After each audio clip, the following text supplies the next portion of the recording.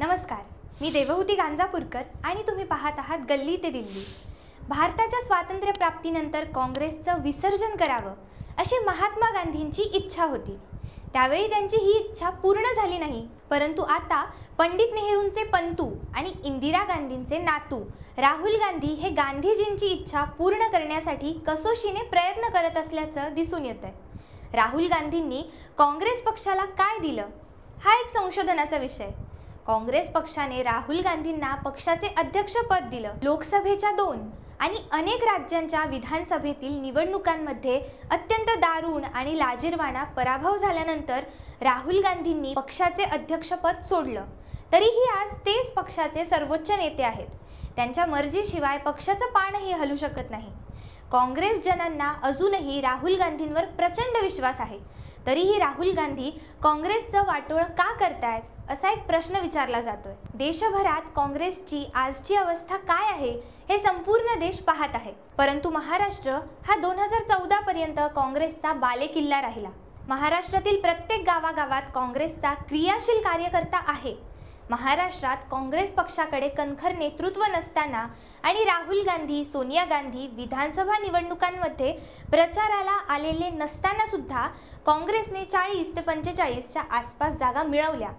तरीही 2024च्या लोकसभा निवडणुकीत राहुल गांधी, उद्धव ठाकरे आणि शरद पवार यांच्या संपलेल्या गटांची आरेरावी का सहन करत आहेत असा एक प्रश्न विचारला जातोय। उद्धव ठाकरे महाविकास आघाडीतील मित्र पक्षांशी कोणतीही चर्चा न करता परस्पर सांगलीमध्ये उमेदवार जाहीर करतात। 2009 मध्ये मुंबईच्या 6 लोकसभा मतदारसंघांपैकी 5 मतदारसंघात काँग्रेसने विजय मिळवला होता।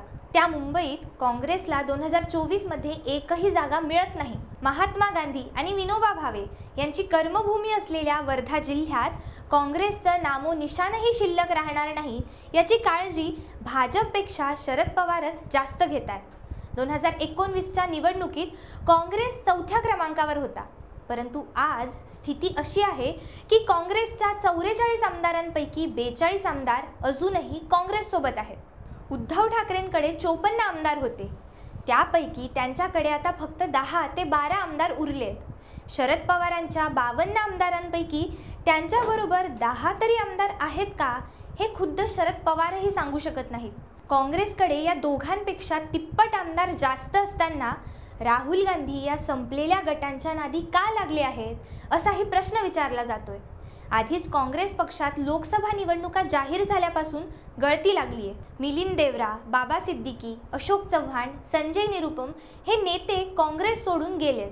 फक्त 12 ते 13 आमदार सोबत असलेल्या उद्धव ठाकरे यांच्या दबावाला बळी पडून सांगली लोकसभा मतदारसंघ जर ठाकरे गटाला दिला तर विश्वजित कदम, विशाल पाटील यांच्यासारख्या तरुण तडफदार युवा नेत्यांनी काँग्रेस सोडली तर सांगली काँग्रेसच्या हातातून जाईल। राहुल गांधींना जर हे समजत नसेल तर त्यांनी महाराष्ट्रातील काँग्रेस नेत्यांची सांगली वाचवण्यासाठी विश्वजित कदम जी धडपड करत आहेत त्याला प्रतिसाद देऊन विशाल पाटलांची उमेदवारी जाहीर करावी। काँग्रेस हा राष्ट्रीय पक्ष आहे। 2019च्या निवडणुकीत लोकसभेत काँग्रेसला 52 जागा मिळाल्या असल्या तरी जवळजवळ 18 ते 19 कोटी लोकांनी काँग्रेसला मतदान केलं। मुंबईतून काँग्रेसला हद्दपार केलं जातंय।